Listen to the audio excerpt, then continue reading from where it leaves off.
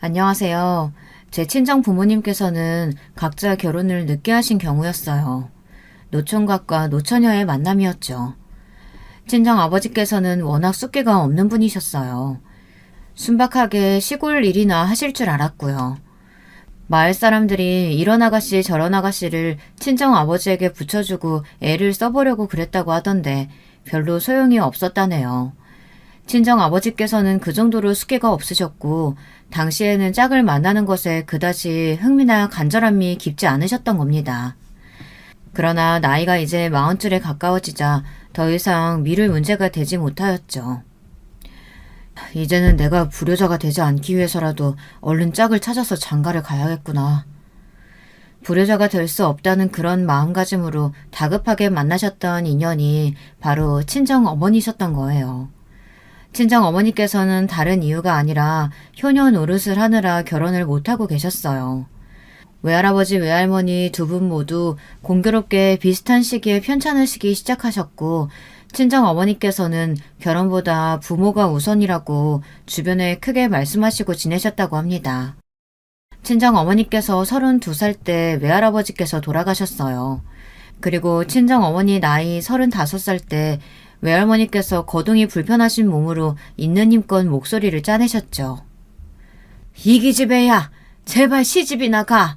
나중에 저승에서 만났을 때 네가 나한테 와서 끝내 시집 못 가고 죽는 바람에 처녀 귀신 됐다고 그런 소리 할 걸 생각하면 내가 당장이라도 숨이 꼴깍 넘어가겠어.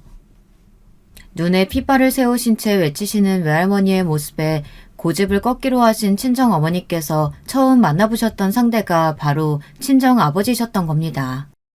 그러니 혼기 꽉 찬 두 남녀의 만남이었던 거죠. 친정 아버지 나이 40, 친정 어머니 나이 36에 제가 태어났습니다. 두 분의 유일한 자식이었죠. 너무나도 어렸을 때였기 때문에 외할머니와의 추억은 사실 기억에 거의 없다시피 합니다.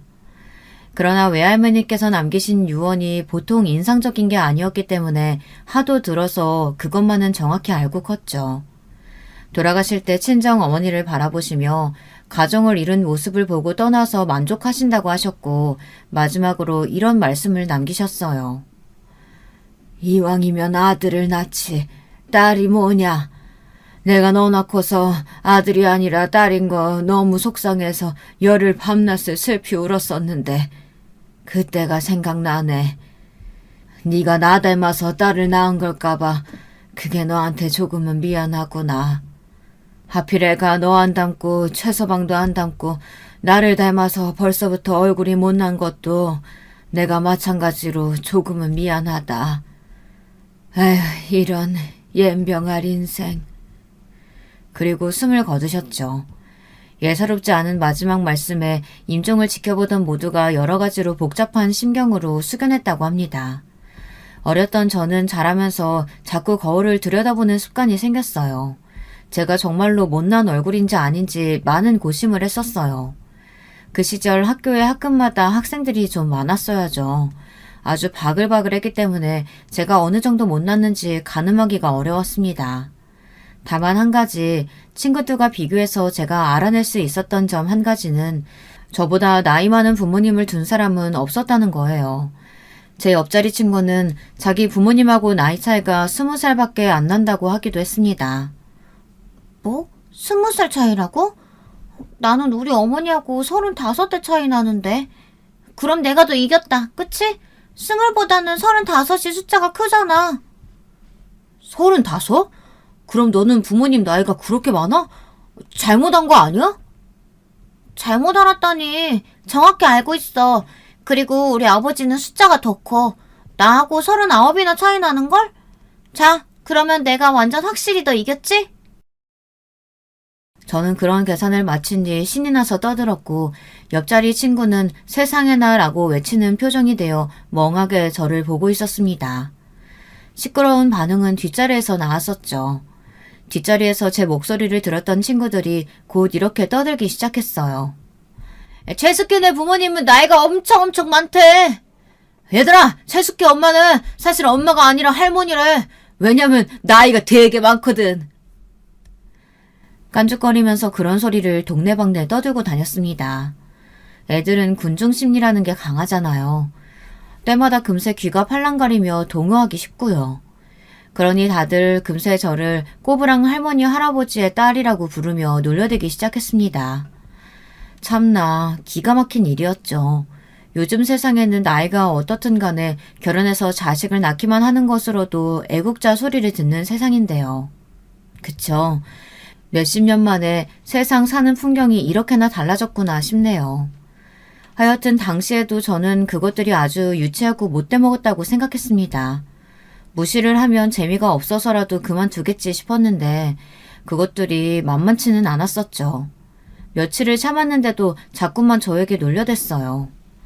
너희들은 지겹지도 않아? 왜 자꾸 그래?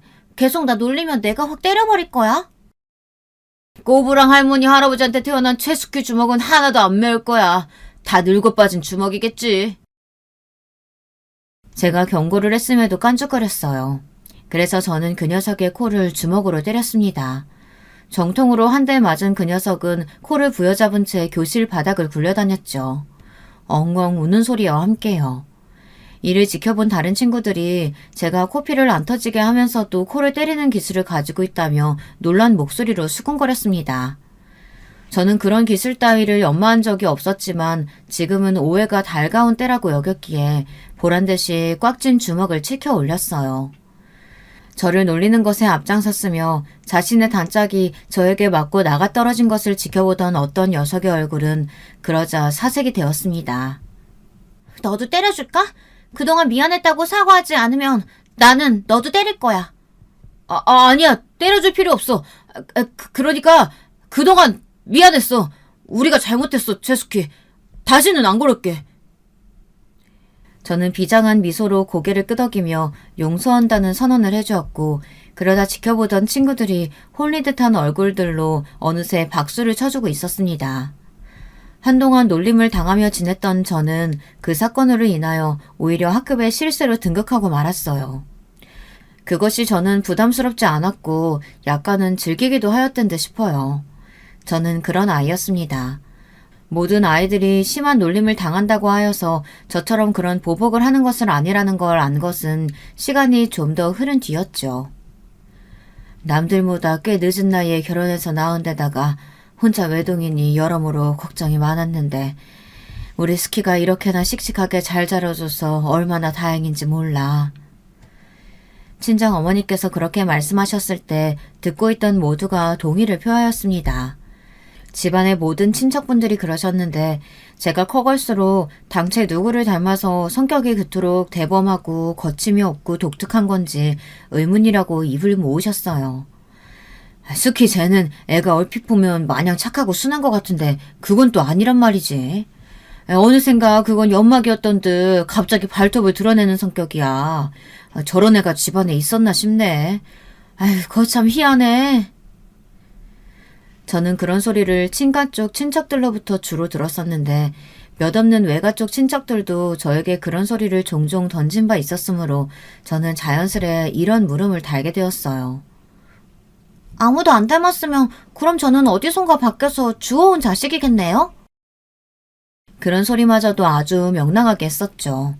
그래서인지 들으시던 어른들은 모두 너털 웃음을 떠뜨리고 마셨지만 어느 날 친정 어머니께서는 진지한 얼굴로 저에게 조용히 말씀해 주셨습니다. 스키야, 너는 기억이 없어서 잘 모르겠지만 너는 네 외할머니를 닮았어. 아주 많이 닮았단다. 그러니까 그냥 그런 줄 알면 돼.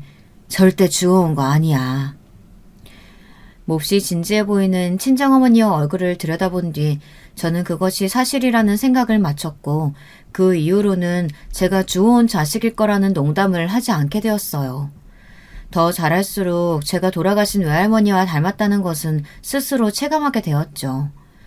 제가 중학교를 여자들만 있는 곳으로 가게 되었거든요. 그때 깨달았어요. 나는 전혀 안 예쁘게 생겼구나. 심지어는 조금 못생긴 것 같아. 이럴 수가. 그런데 사진 속에 남아있는 외할머니의 모습이 솔직히 말해서 고운 미인의 얼굴은 아니었거든요. 좋게 표현해서 심지 고다 보이는 얼굴이었죠. 그런데 제 얼굴에서 그런 인상이 보였습니다. 성인이 되어봤자 한껏 꾸미고 다닐 나이의 아가씨가 되어봤자 그때 제 얼굴은 외할머니와 더 빼닮도록 완성되어 있을 거란 생각에 좌절하고 말았어요. 제 미래에 대한 기대가 되지 않았습니다. 전에 없이 우울하게 어깨를 축 늘어뜨리고 다니는 바람에 모두가 이상하게 쳐다봤어요. 그러면서도 사춘기 소녀의 고충이라고 생각하고 다들 쉽게 넘겼죠. 단 한 사람, 친정 아버지를 제외하고서요. 수키야, 너 좋아하는 사람 생겨서 그러는 거야? 아니요, 그런 건 아니에요, 아버지. 저를 좋아하는 사람이 지금도 없고 앞으로도 없을 것 같아서 그것 때문에 살짝 슬픈 것 뿐이에요. 왜 그런 생각을 하게 됐어? 여자친구들만 있는 학교라서? 그게 싫었니? 제가 싫은 건 거울 속의 제 얼굴이에요. 선량한 친구들과 학교는 죄가 없어요. 제가 뚱한 태도로 답을 했는데 도리어 친정 아버지께서는 크게 웃음을 터뜨리셨습니다. 매사에 조용하고 진중하신 친정 아버지께서는 소리내어 크게 웃으시는 법이 좀처럼 없던 분이셨지만 제 앞에서는 종종 그렇게 웃으셨었죠. 수키야, 너는 다른 친구들이 가지고 있지 않은 아주 놀랍고 특별한 재능을 가지고 있단다. 그게 뭔데요? 다른 친구들보다 주먹이 매운 거요? 선생님들이 그러시는데 저는 운동 쪽으로 나가도 될 것 같대요. 골격이 딱 그쪽이래요.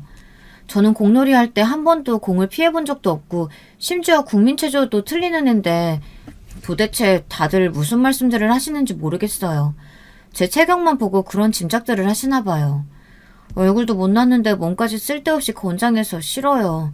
저는 제가 싫어지는 중이고 이런 재능은 필요 없다고 생각해요. 그게 아니야. 수키, 너의 재능은 바로 나를 웃게 하는 거란다. 친정 아버지의 대답에 머리가 멍해졌었죠. 저도 모르게 하마터면 아버지가 뭔데요? 라고 페르나 같은 느낌의 반문을 던질 뻔했습니다. 그러는 대신 침묵을 택한 건 지금 생각해도 아주 탁월한 선택이었다고 여겨지네요. 친정 아버지께서는 다정한 손길로 제 머리를 쓰다듬어 주시며 말씀을 이어가셨어요. 나같이 소리내서 화통하게 웃는 법이 드문 사람도 쉽게 무장하게 시키는 게 바로 너야. 그런 게 재능이 아니면 뭐겠니? 수키야, 장담하건대 너는 아주 훌륭하고 대단한 사람이 될 거다. 멋진 인생을 살 테지. 친정 아버지의 손길이 닿은 머리가 뜨거워지는 것만 같았어요. 더 뜨거워진 것은 제 가슴이었죠. 이상하게 그 말씀이 깊은 울림이 되어 제 가슴에 타격을 입혔거든요. 저는 친정 어머니께 가서 제가 훌륭하고 대단한 사람이 돼서 멋진 인생을 살 거라고 생각하시는지 그걸 여쭤봤습니다. 그러자 친정 어머니께서 빙그레 미소를 지으셨어요. 아주 환하고 진한 미소였답니다. 그 모습을 보며 저는 정말 제게 재능이 있다고 확신을 하게 되었죠. 나는 어렸을 때 효녀라는 소리 많이 듣고 자랐고 나이 먹은 뒤 큰 뒤에도 정말로 효녀답게 굴었었지. 돌아가신 네 외할아버지 외할머니 내가 다 돌봐드렸으니까. 그런데 수키야, 내가 느끼기로는 네가 나보다 근본적으로 마음이 선한 것 같단다. 제가 선하다고요? 그건 아닐 것 같은데. 저는 친구들의 코를 몇 번 때려준 적이 있고 지금도 마음에 안 드는 행동하는 친구 있으면 머릿속으로 걔의 코를 때려주는 상상을 해요. 어머니, 저는 선하지 않은 것 같아요. 선하다는 기준은 절대적인 게 아니니까. 하지만 너를 낳고 키운 내가 분명히 말할 수 있는 건 네가 아주 선한 마음을 지녔다는 거야. 아주 맑아. 그러니까 너는 적어도 나보다 더 훌륭한 어른이 되어 멋지게 살겠지? 네 아버지보다 네가 수십 배는 더 대범하고 활발하니까 더 재미있게 사는 어른이 될 테고. 나는 우리 스키가 나중에 어떻게 살지 벌써부터 궁금하고 기대되는구나. 저는 그렇게 말씀해 주셨던 친정어머니의 따뜻한 목소리며 저를 바라봐 주셨던 눈빛까지 조금도 잊을 수 없어 그때의 순간을 고스란히 기억하고 있답니다. 친정부모님께 사랑을 받고 또 기대를 받고 있다는 사실은 저에게 긍정적인 기운을 가져와 주었어요. 제가 못난이라고 생각되어 우울해 있던 모습들은 지난 과거로만 남기기로 했죠. 중학교 친구들 사이에서는 부모 자식 간의 나이 차이가 저희 집 같은 경우를 종종 찾아볼 수 있었어요. 대부분 그 친구가 막내인 경우이긴 했지만요.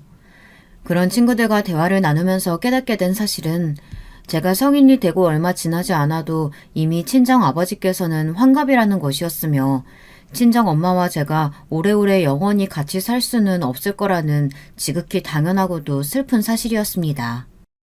갑자기 흐르는 시간이 너무 아깝게 느껴졌어요. 외모에 대한 고민으로 축 처져 있었던 게 바보처럼 느껴졌고 저만의 길을 미리 개척해놔야겠다고 결심을 한 후 열심히 공부를 시작했습니다. 저는 외동이기까지 했으니 혼자 살 길을 마련해 놓지 않으면 나중에 어려워질 거라는 현실적인 생각이 들더라고요.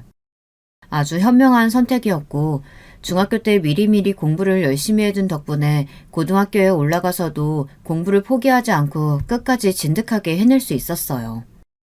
제법 괜찮은 대학에 붙었답니다. 저는 친정 부모님의 자랑거리가 되었죠. 좁은 지역이었기 때문에 제가 대학에 잘 갔다는 사실을 금세 퍼졌어요.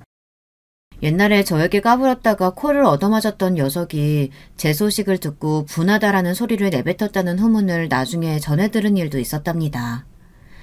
고작 그런 감상이나 내뱉다니 덜 맞은 모양이었죠. 지금과 그때는 대학을 가고 말고의 위상 차이가 어마어마하게 달랐어요. 모두 아시는 이야기지만요. 대학 간판이 아주 힘이 있는 명패였습니다.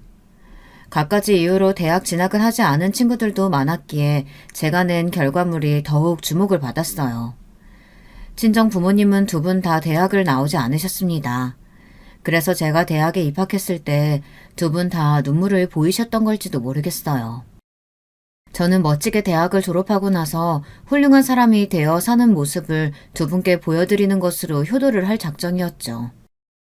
하지만 제가 대학을 졸업하던 무렵에 친정 어머니께서 쓰러지셨습니다.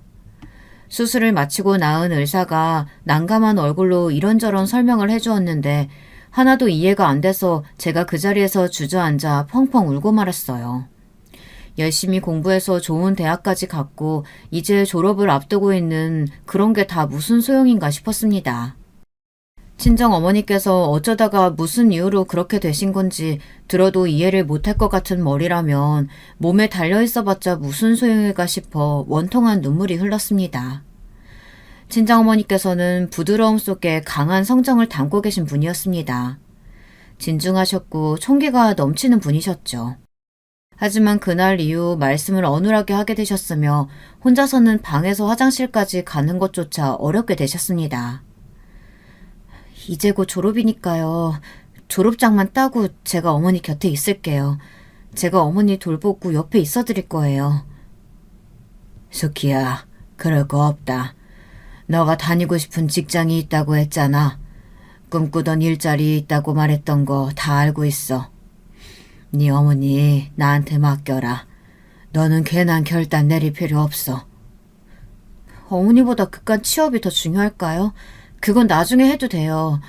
혹시 그때 가서 제가 나이 찬 여자라고 받아주지 않겠다는 회사들이라면 제 쪽에서도 거절이에요. 그런 곳들 다녀봤자 시간만 버리겠죠. 그러니 아버지는 제 취업 문제는 걱정하지 마시고 제가 어머니 곁에 있을 수 있도록 해주세요. 아버지 농사일로 매일같이 바쁘시잖아요. 쉬실 수 없는 거 저도 잘 알고 있어요. 아버지, 그리고 어머니가 오래오래 사실 수 있는 것도 아니잖아요. 후회하고 싶지 않아요. 마지막 말을 뱉으면서는 눈물을 참지 못하고 말았습니다. 친정 어머니에게 허락된 시간이 그리 길지 않다고 병원에서는 그렇게 추측하고 있었어요. 눈물을 흘리며 친정아버지와 부둥켜 안았고 저는 후회 없는 시간을 친정어머니와 보내기로 했습니다. 졸업한 뒤 친정어머니 곁에 붙어 있었어요. 제 노력 덕분인지 친정어머니께서는 거의 3년 가까이 더 사시다가 돌아가셨습니다. 장례식 때 많이 울지는 않으려고 애를 썼더랬죠.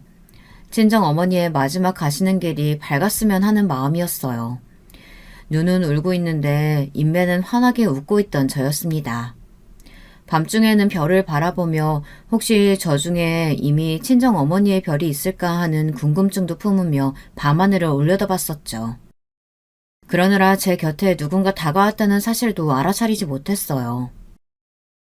저기요, 혹시 괜찮으시다면 이거 쓰세요.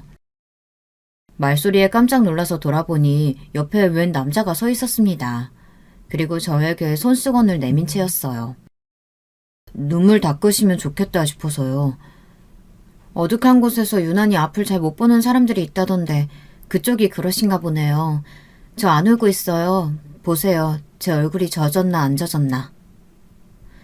제가 당차게 대답했는데 그 남자가 힘없이 웃으며 대뜸 제 손을 잡아 끄는 게 아니겠어요. 놀란 제가 피할 겨를도 없이 제 손에는 손수건이 쥐어졌어요. 그리고 그 남자가 무심하게 돌아서서 장례식장 건물 안으로 들어가 버렸습니다. 별 독특한 사람을 다 보겠다고 생각을 하며 저는 무의식적으로 손수건을 코에 가져다 댔어요. 이상한 건 아닐까 싶어서요. 아무 냄새도 안 났고 청결한 느낌만 나더라고요. 안심을 한 저는 잠시 후 저도 모르게 목 놓아 울고 말았습니다. 제가 내내 울음을 억지로 참고 있었는데 그게 갑자기 터져버린 거였죠. 어느새 손수건에 얼굴을 묻은 채로 오열을 하고 말았어요.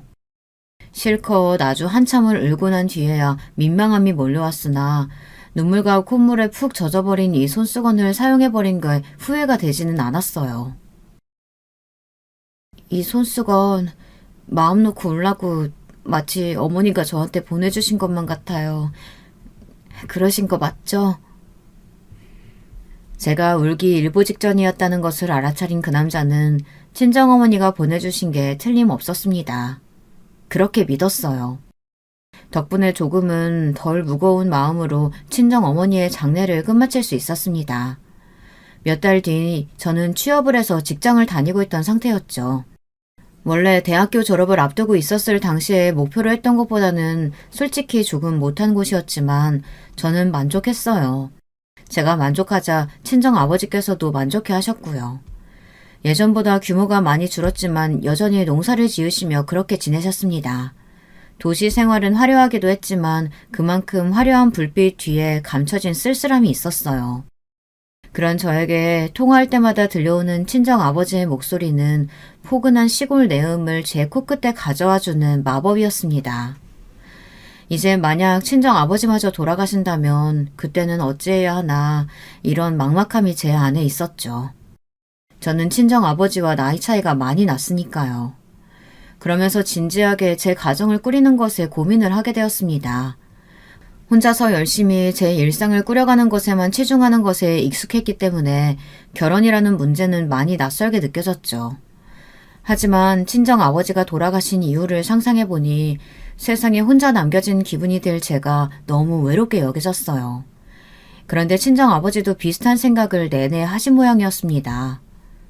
스키야, 너도 이제 어느새 홍기가 찰 대로 찼잖니. 30 넘기기 전에는 꼭 시집 갈 거지? 30 넘기면 어떻고 40 넘기면 뭐 어때요? 저는 아직 별로 그렇게 생각 없어요. 언제까지 그렇게 생각 없지는 않을 테고 모든 일에도 때가 있는 법이다. 뒤늦게 네가 후회하는 일이 생길 수도 있어. 그러니 더 나이 먹기 전에 네 인연 찾아봐라. 이건 내 욕심이기도 하고 네가 걱정돼서 그러는 것이기도 해. 친정아버지의 목소리가 간절하게 들린다는 사실을 제가 차마 외면할 수 없었어요.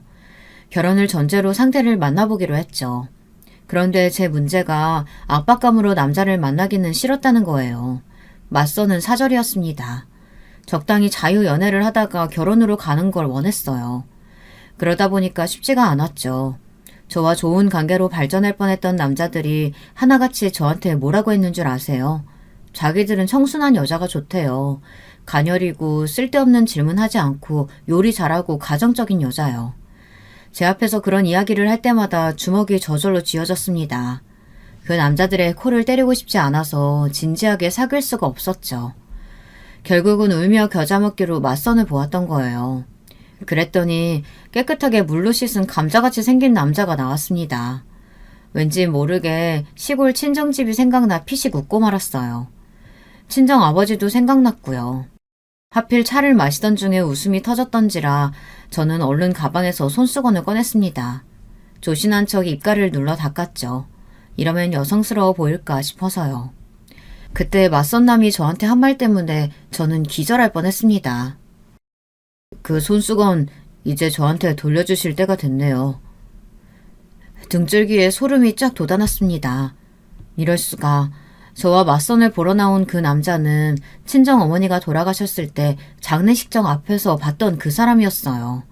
제가 놀라서 뒤로 나자빠지려고 하자 진정하라고 하며 침착하게 말을 이어갔죠. 저도 긴가민가 했는데 손수건 보고 확신한 겁니다. 절대 알고서 이 자리에 나온 건 아니에요. 그 손수건이 제가 정말 아끼던 거라서 딱 보자마자 눈에 들어왔어요. 돌아가신 고모가 저한테 주신 거였거든요. 그리고 그 고모의 장례식이 바로 제 친정 어머니의 장례식과 겹쳤던 겁니다. 저는 이 사실에 더욱 소름이 돋았죠. 뭐 이런 일이 다 있나 싶었어요. 이쯤이면 예상하셨겠지만 이 손수건의 주인공이 바로 제 남편입니다. 결혼까지 갔어요. 몇 번 만나보고 제가 먼저 청혼했습니다. 남편은 여자가 먼저 교제도 청하고 청혼까지 하는 경우가 있냐며 얼떨떨한 표정으로 저를 바라봤었죠. 그래서 제가 시큰둥하게 말했습니다. 싫으면 말고. 그러자 절대로 싫은 건 아니라고 열변을 토하던 게 제 남편이에요. 저는 시댁에 대해 아무것도 모르고 남편과 결혼할 작정부터 했어요. 남편이 좋았으니까요. 다른 건 별로 신경이 안 쓰였죠. 남동생만 둘 있다는 정도만 알았는데 결혼 준비를 할 때가 돼서야 충격적인 사실을 알게 되었어요. 저는 즐거운 남편이 비록 넉넉하지는 않지만 단란한 가정에서 자라온 건실한 남자라고 생각을 해왔건만 그게 아니었어요. 집안 사정이 꽤 넉넉했습니다. 문제가 있다면 재산을 쥐고 계시는 시아버지께서 보통 똥꼬집에 보통 자린고비가 아니시라는 것 정도였습니다. 그리고 더한 문제가 있다면 그건 바로 제 남편이라는 사람이 가정 안에서 단란함을 못 느끼고 자라왔다는 것입니다. 무던하고 순한 성격의 남편만 봐서는 상상하지 못한 사실이었어요. 집안에서 남편이 약간 소외되는 존재였는데요. 그 이유가 무려 혼자 다른 배에서 태어난 자식이었기 때문입니다. 뭐? 그럼 동생들은 어머님 자식이고 당신은 아니라는 소리야? 생모는 당신을 낳고 얼마 안 돼서 잠적을 해버렸다는 소리는 또 뭔데? 아니 여기까지는 내가 그렇다 치고 이해를 하겠어. 그런 일이 없으란 법은 없지. 아니 그걸 두고 못마땅한 여자가 낳은 자식이라며 당신을 외면하셨던 아버님의 태도, 친자식들과 선 그어서 행동하셨던 어머님의 태도, 이건 내가 이해가 안 돼. 어떻게 그럴 수가 있어? 당신도 어쨌든 똑같이 자식이잖아. 내 사정을 이상한 출생의 비밀이라고 생각하지 않아줘서 고마워. 나는 그것만으로도 만족해.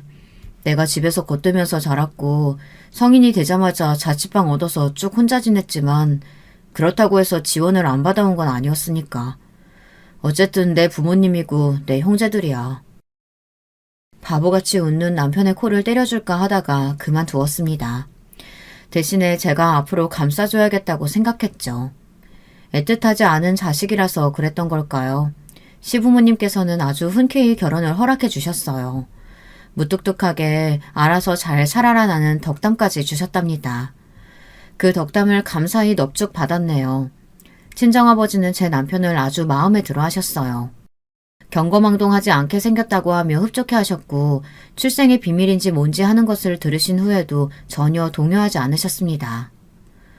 시골에는 더한 일들도 많은데 뭘, 그게 무슨 대수라고? 그건 별것도 아니야. 평온하게 반응하시는 친정아버지를 바라보는 남편의 눈빛이 조금 반짝거리고 있었던 듯 싶었어요.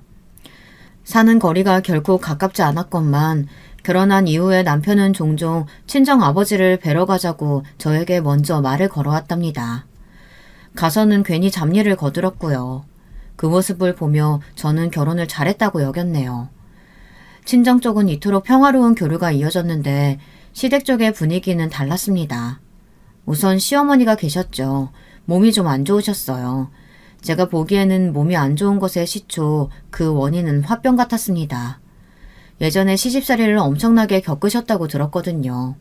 시할머니께서 아주 장난이 아니신 분이었다네요. 제 남편의 생모께서 잠적을 하신 역사까지 있으시니 괜히 시어머니께 불통이 튀어 더욱 며느리를 쥐잡듯이 하며 감시까지 하셨던 모양이에요.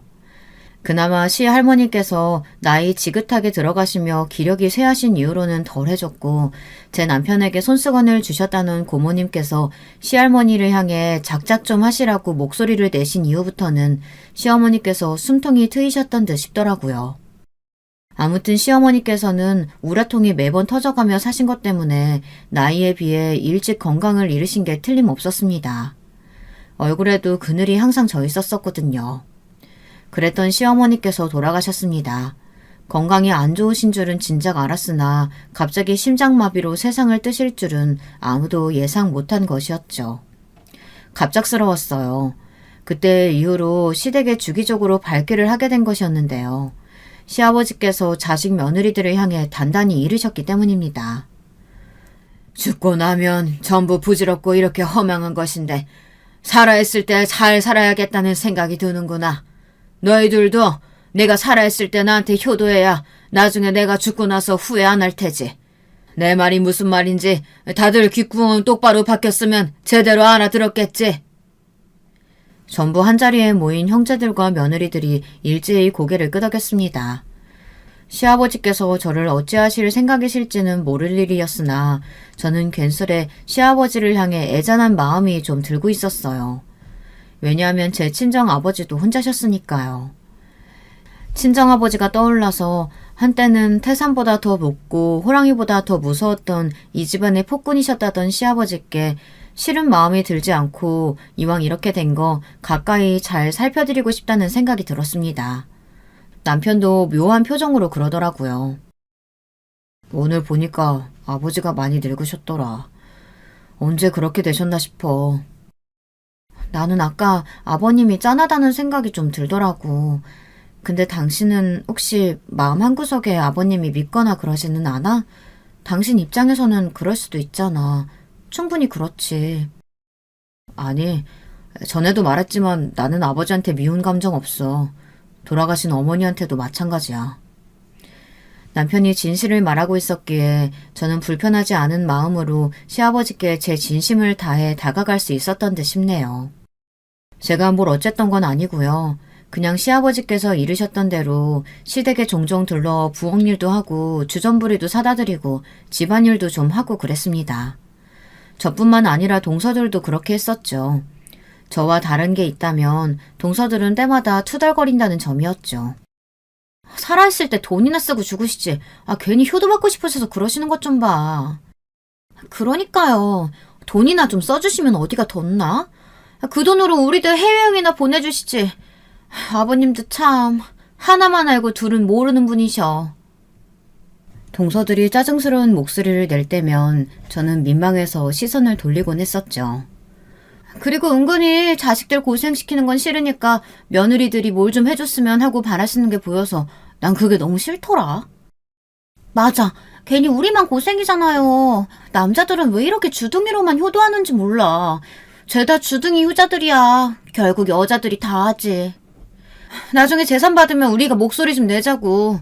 솔직히 애들 아빠가 한 게 뭐가 있어. 우리가 효도 다 했지. 동서들은 1살 차이, 그런데 학년은 같았으니 결국 동갑이었어요. 둘이 동서지간이라기보다는 쿵짝이 잘 맞는 친구 사이처럼 보였습니다. 둘 다 성향이 비슷했어요. 서로 하는 이야기라고는 들어보면 화장품 이야기나 연예인 얘기 이런 것들이었죠. 저는 두 사람의 신랄한 대화를 가만히 듣고 있다가 조용히 끼어들었습니다. 오늘따라 둘 다 말이 너무 많다. 아버님이 외출하셔서 안 계신다고 해도 그렇지. 너무들 하네. 둘 다 아버님이 빨리 돌아가셨으면 하고 바라는 것 같아서 나는 마음이 좀 그렇네. 누가 그렇대요? 노인네 죽고 사는 문제에 큰 관심 없어요. 전부 돈 때문에 그렇죠. 재산이요. 그래요. 재산이 얼마 있는지 자식들도 정확히 모르니까요. 아버님도 대단하신 분이에요, 정말. 어느 정도는 있겠지. 이런 예상만 할 뿐이죠. 근데 그게 꽤 큰 돈이라서요. 어차피 형님은 마음 놓고 계셔도 되겠어요? 둘째 동서가 의미심장한 웃음을 지으며 저에게 그렇게 물었고 셋째 동서도 따라서 피식 웃었습니다. 저는 조금도 웃지 않고 반문을 했죠. 내가? 왜? 왜기는요. 아주버님이 그렇고 그러신 분이잖아요. 그렇고 그러신 분이라는 게 어떤 분인데? 나는 모르겠네. 참나, 혼자 피가 다르잖아요, 아주버님만. 다르기는 뭐가 달라. 내 남편도 아버님 아들이야. 장남이라고. 어머, 갑자기 웬 장남 타령? 형님도 결국 본심을 이렇게 드러내시네. 어이없어. 그래봤자 태어난 배가 다르다고요. 아버님은 장남이 있는 듯 마는 듯 그렇게 구시는 분이고요. 형님이 열심히 노력하셔봤자 어쩔 수 없는 부분이죠. 재산 위에서 발버둥 치시겠다면 뭐 그것까지는 말리지 않겠지만요. 둘째 동서가 깐죽거리며 말을 했고 그 옆에서 셋째 동서가 입술과 어깨를 동시에 움찔움찔하면서 재미있어 죽겠다는 표시를 내고 있었습니다. 그래서 저는 어쩔 수 없이 둘째 동서의 코를 한 대 치고 말았습니다. 내 코! 나 지금 코피 나는 거 아니야? 아파! 살짝만 쳐도 자지러지는 부위라는 걸 저는 알고 있었죠. 제가 태연하게 가만히 있자 그런 저를 보며 셋째 동서는 사색이 되었습니다. 저를 완전히 미친년 보듯 바라보더라고요. 그때 시아버지께서 오셨어요. 이게 다 무슨 소란이냐? 아버님, 마침 잘 오셨어요. 형님이 저 때렸어요. 주먹으로 제 얼굴을 막 치셨어요. 아무래도 코가 부러진 것 같아요.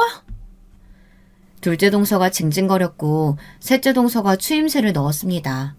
즉시 시아버지께서는 저를 노려보셨어요. 부창부수로구만. 동생들에게 모범을 못 보이며 평생 유약하게 군 놈이나 자기 손 아랫사람이나 때리며 망나니처럼 구는 년이나 아주 잘난 한 쌍이야. 눈을 부라리며 그렇게 호통을 치셨고 동서들은 어느새 저를 향해 통쾌하다는 눈빛을 보내고 있었어요. 제가 태연하게 대답했습니다. 아닌데요. 저는 동서 때린 적 없어요. 뭐? 이쪽에서는 맞았다고 하는데 때린 적이 없다니. 그게 무슨 말이냐? 왜 저런 거짓말을 하는지 모르겠네요. 혼자만 피가 다르다고 하면서 아까 동서들이 제 남편을 조롱하기는 했는데 아마 저까지 낮잡아보는 모양이에요. 저를 우습게 보고 저런 생쇼를 벌이는 듯 싶네요. 시아버지께서는 이제 동서들을 무섭게 쳐다보셨습니다. 둘째 동서는 저에게 야근년이라고 중얼거리며 삿대질을 슬쩍 날렸는데요. 오히려 그런 모습에 시아버지께서는 동서들이 하극상을 벌인 게 맞다고 판단을 내리셨습니다. 한숨을 쉬시며 이쯤 그만두라고 하신 거였죠. 동서들은 따로 저를 찾아와 왜 거짓말을 하고 모함을 하느냐면서 날뛰었습니다. 저는 아주 간결하게 대답했죠. 눈에는 눈, 이에는 이. 그러자 동서들은 짜증을 내며 돌아갔고 그 이후로 저를 개무시하기 시작했습니다. 둘이 똘똘 뭉쳐서 저를 따돌렸고 시동생들한테도 온갖 제 나쁜 이야기를 해둔 모양인지 시동생들이 저를 볼 때마다 못마땅한 시선을 던지더군요. 그러거나 말거나 저는 네 집 개가 짖냐는 식으로 굴었습니다. 왜 저렇게 기가 안 죽어? 짜증나게. 뭐 저런 게 다 있어. 면전에서 대놓고 쪽쫓다가는 그 주먹으로 한 대 맞을 것 같아서 그러지도 못하겠고 답답해 죽겠네. 그 얄미운 년 엿먹일 방법 없을까? 둘이 그런 식으로 제 욕을 하며 궁시렁거리는 걸 제가 몇 번이나 목격했으나 그냥 모른 척했습니다. 피곤해서요. 그렇게 지내던 어느 날 시아버지께서 등산을 나가셨다가 크게 부상을 당하셨어요. 인지 능력이 많이 떨어졌고 혼자서 거동도 어렵게 되셨습니다. 한순간의 일이었기 때문에 모두가 말문이 막혀버렸죠. 그도 잠시 상황 파악을 마친 뒤 시설에 모이자는 이야기도 나왔다가 오래 못 사실 것 같으니까 대충 모시고 재산이나 얼른 받자는 이야기도 나왔다가 아주 난리도 아니었어요. 저는 남편이 시설의 시자도 재산의 제자도 입에서 꺼내지 않았다는 사실을 알아차렸습니다.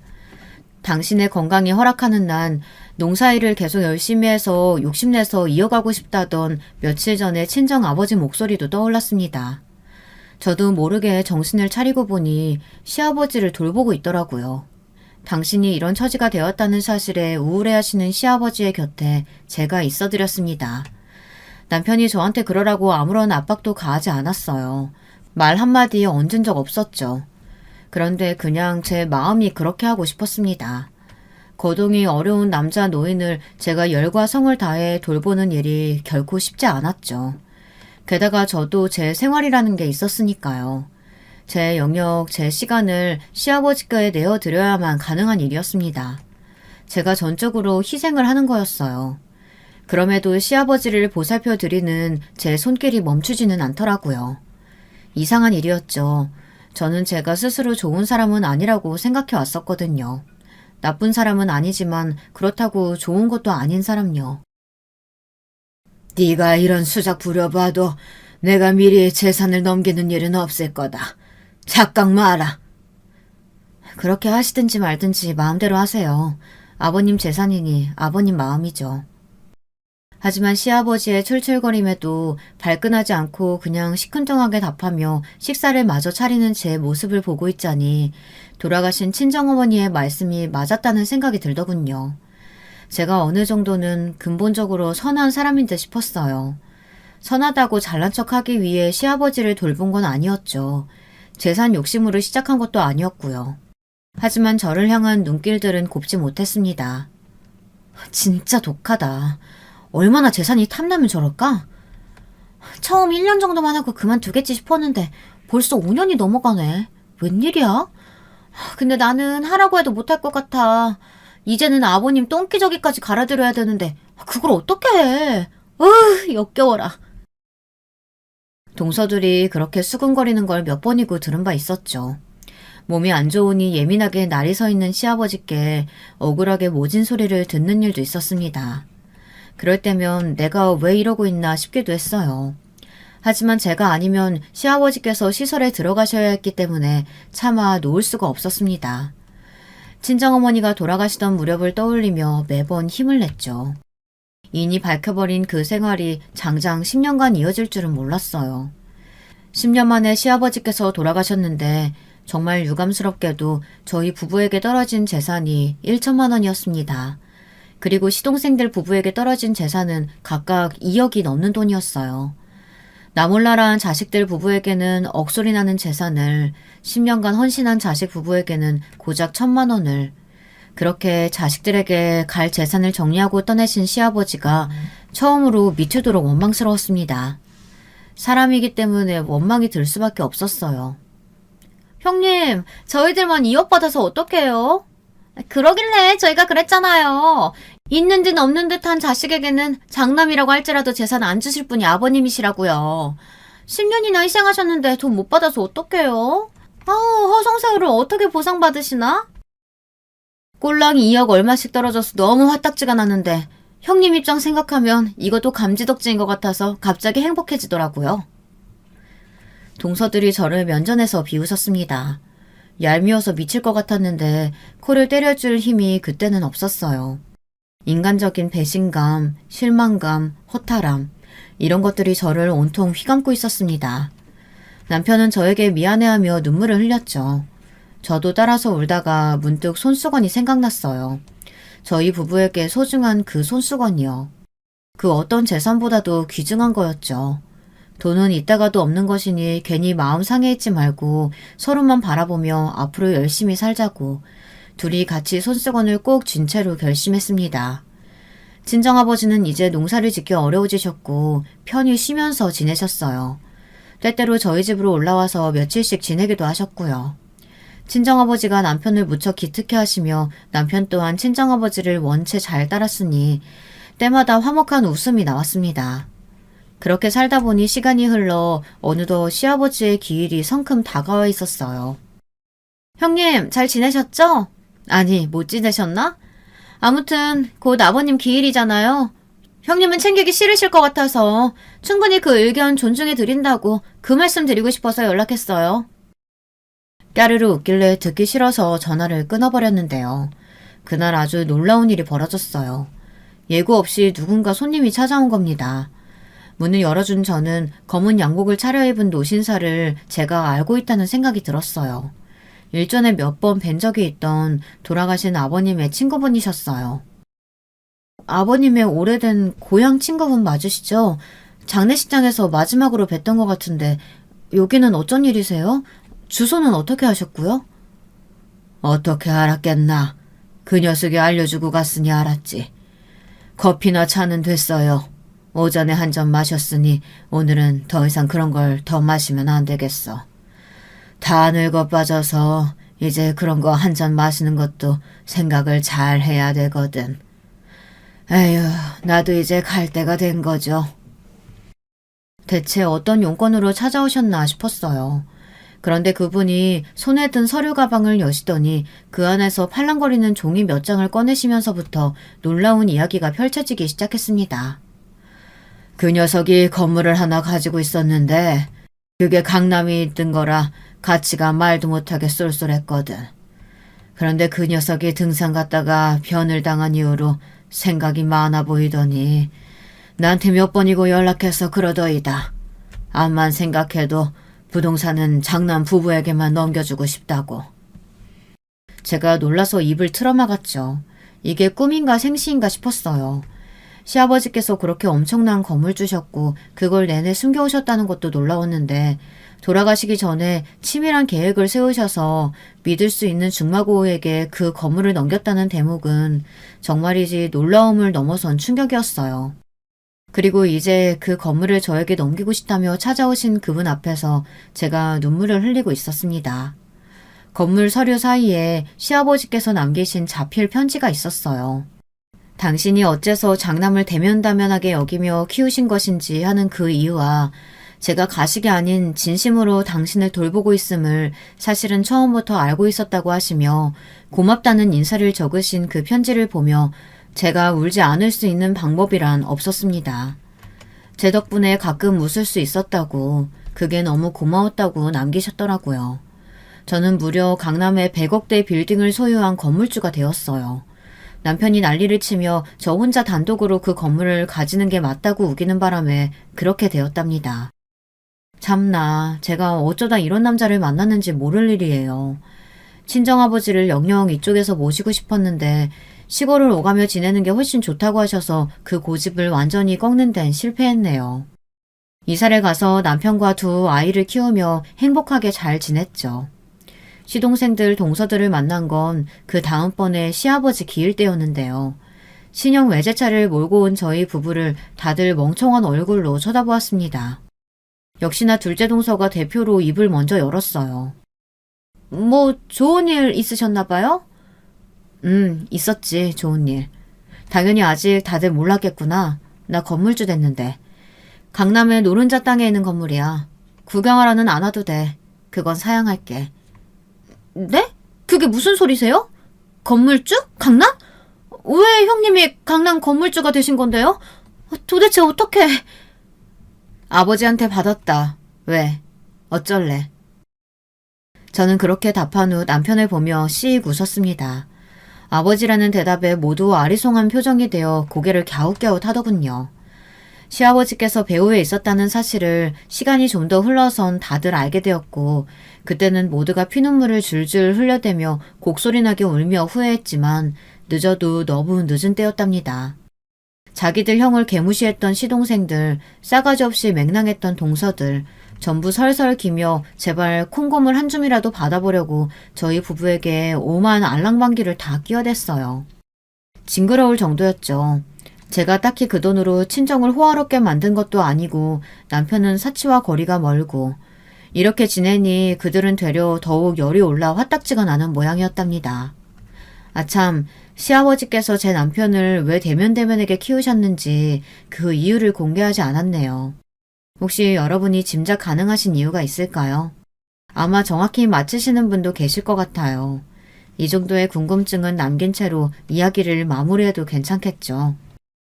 늘 재미있는 일만 가득하시길 바랍니다. 안녕하세요. 저는 40대 후반 남자입니다. 얼마 전에 저한테 일어난 사건이 있어서 고민하다 제보하게 됐어요. 여러분들이 저라면 어떻게 행동하실지 알려주세요. 일단 이 얘기를 하려면 저에 대한 정보를 몇 가지 전제로 알고 계셔야 합니다. 그래야 제 마음이 더 이해가 가실 거예요. 전 지방에서도 아주 시골인 곳에서 위로 형 1명, 누나 1명이 있는 막둥이 막내 아들로 태어났습니다. 형이랑은 16살, 누나랑은 14살 차이가 나서 부모님이 제 또래 부모님보단 나이가 있으세요. 제가 태어나고 자란 고향은 지금도 인구가 5만이 되지 않는 아주 작은 곳입니다. 아주 작은 시골이고 서울을 가는 버스도 하루에 겨우 2대뿐이에요. 대형마트는 당연히 없고 편의시설도 제대로 되어 있지 않습니다. 지금도 이런데 제가 태어났을 때는 어땠겠어요? 전 사실 어린 시절을 생각하면 가슴이 아파서 떠오르는 것부터가 힘듭니다. 우리 집은 화장실도 없었고 부엌도 없었어요. 대문 같은 게 제대로 있지도 않던 불법으로 개조한 집이었습니다. 저는 형과 누나와 나이 차이가 나는 편이라 제가 초등학교에 들어갔을 땐 이미 둘은 집에서 독립했습니다. 초등학교는 집에서 걸어서 30분을 가야 나왔는데 저는 가난해서 진짜 딱 티셔츠 하나만 입고 학교에 다녔어요. 추우면 하나 있는 겉옷을 입었고 배가 고파도 먹을 게 없어서 물로 배를 채운 날도 수도 없이 많습니다.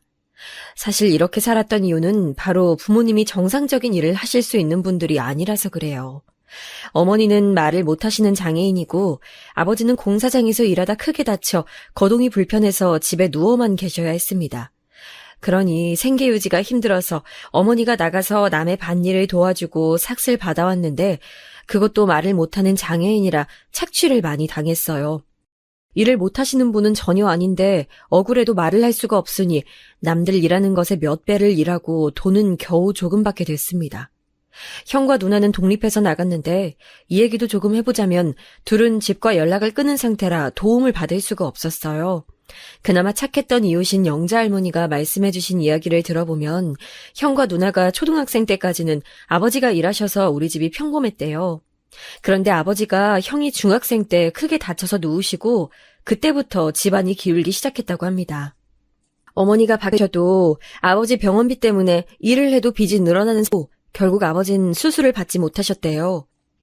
형과 누나도 어렸으니 학교에 다녀야 하는데 학교에 다닐 돈도 없었다고 합니다. 형은 고등학교에 가고 싶었는데 현실적으로 하루 먹고 하루 사는 것도 힘들어서 빚만 늘어나는데 어떻게 가겠어요. 그런데 누나가 갑자기 중학교를 중퇴하더니 공장에 들어갔다고 합니다. 그러면서 종일 새벽부터 새벽까지 일해서 돈을 벌어와 그 돈으로 나머지 식구들이 살았다고 해요. 형은 누나 덕분에 고등학교에 갈 수 있었는데 누나가 공장에서 일하다 다치게 됐다고 합니다. 그래서 일을 나갈 수가 없었고 또 우리 집은 생계가 끊기게 됐죠. 그래서 결국 형까지 고등학교를 그만두게 됐고 그렇게 형은 집을 나가서 소식이 끊기게 되었습니다. 누나는 치료는 받았으나 형이 집을 나간 걸 보고 돈 100만 원을 두고 돈을 벌어 온다고 하고 나갔는데 행방을 모른다고 했어요. 이렇게 사지 멀쩡한 자식들이 있으니 부모님은 힘든 형편에도 국가에서 지원을 받을 수가 없었습니다. 아버지는 형과 누나를 욕하다가도 다른 날엔 이해한다고 하시고 또 다른 날엔 보고 싶다고 우시고 이런 행동을 반복하셨어요. 아버지는 거동이 불편하니까 집에만 계시니 정신도 이상해지셔서 헛소리도 많이 하셨는데 그래서 저는 집에 들어가기가 싫었습니다. 그렇다고 친구들과 어울린 것도 아니고 그냥 혼자 개울가에서 시간을 보냈어요. 왜냐하면 그 당시에 다 가난했어도 우리 집처럼 가난한 곳은 없었고 어머니가 장애인이고 아버지는 몸져 누워있으니 전 놀림의 대상이었습니다. 똑같이 가난해도 정도가 다르니까 친구들은 매번 저를 놀리고 자기들 노는데 같이 놀아주지 않았어요. 마을에서도 우리 집은 행사가 있어도 논외였고 서러운 점이 한두 개가 아니었습니다. 덕분에 어렸던 저는 꼭 성공해서 돈을 많이 벌어야겠다고 다짐하게 됐죠. 초등학교를 겨우 졸업하고 중학생이 되어 학교에 다니고 있던 어느 날이었습니다. 사실 중학교도 못 갈 뻔했는데 어머니가 죽어라 남의 집에서 일해서 돈을 마련해 보내주셨어요. 돈이 없어서 교복은 학교에서 남은 교복 하나를 줘서 몸에 맞지도 않는 큰 교복을 입고 다녔습니다. 가난해서 먹을 게 부족하니 몸집이 매우 작았거든요. 중학생이 되니 괴롭힘은 더 심해졌습니다. 차라리 몸이라도 컸으면 견뎠을 텐데 그러지도 못했어요. 매번 맞고 다니고 돈이 없어서 밥도 못 먹고 그러다 진지하게 자퇴해서 나라도 공장에 들어가 돈을 벌어야지 생각하고 있던 날이었어요. 집에 갔더니 익숙한 신발이 아니고 전혀 못 보던 신발이 하나가 놓여 있었습니다. 우리 집은 빚쟁이도 포기한 집이라 누가 찾아올 사람이 없는데 이상하다고 생각했어요. 그나마 우리를 챙겨주시는 영자 할머니가 신기에는 너무 화려한 빨간색 구두였거든요. 문을 열고 들어가니 누워 계신 아버지가 진짜 활짝 웃고 계셨습니다. 아버지의 그런 표정은 너무 처음이라 놀랐는데 제가 더 놀랐던 것은 앞에 있던 사람 때문이었어요. 집에 있던 사람은 바로 제 친누나였습니다. 누나는 제가 아주 어릴 때 집을 나갔으니 전 기억이 나지 않는데 누나는 저를 단번에 알아봤어요. 왈칵 울음이 터진 채 저를 끌어안은 누나는 엉엉 울기 시작했습니다. 아이고 종서가 이렇게 컸니? 그동안 어떻게 지냈어? 누나가 늦게 와서 미안해. 저는 어안이 벙벙한 채 저를 잡고 우는 누나를 바라봤어요. 어머니는 누나가 드디어 왔다고 없는 살림에 고구마를 쪄서 꺼내오셨는데 누나는 눈물의 상봉을 마친 채 저에게 진지하게 말했습니다. 종서가 누나 결혼할 건데 누나네 집으로 와서 살아. 거기서 고등학교까지 졸업해. 응? 너 여기 있으면 엄마랑 아버지랑 너랑 셋 다 힘들어. 누나의 말을 듣고 부모님을 보니까 부모님도 누나 말에 동의했어요. 누나 말을 들어보니 매형이 그래도 우리 집처럼 가난한 집에서 태어난 사람은 아니라 저 정도는 충분히 학교에 보내줄 수 있을 것 같았습니다. 그래서 저는 바로 그 길로 누나를 따라갔는데 그때의 기억은 기억하고 싶지 않아요. 차라리 가난해도 부모님과 같이 살았던 때가 나았다고 느낄 정도로 최악이었습니다.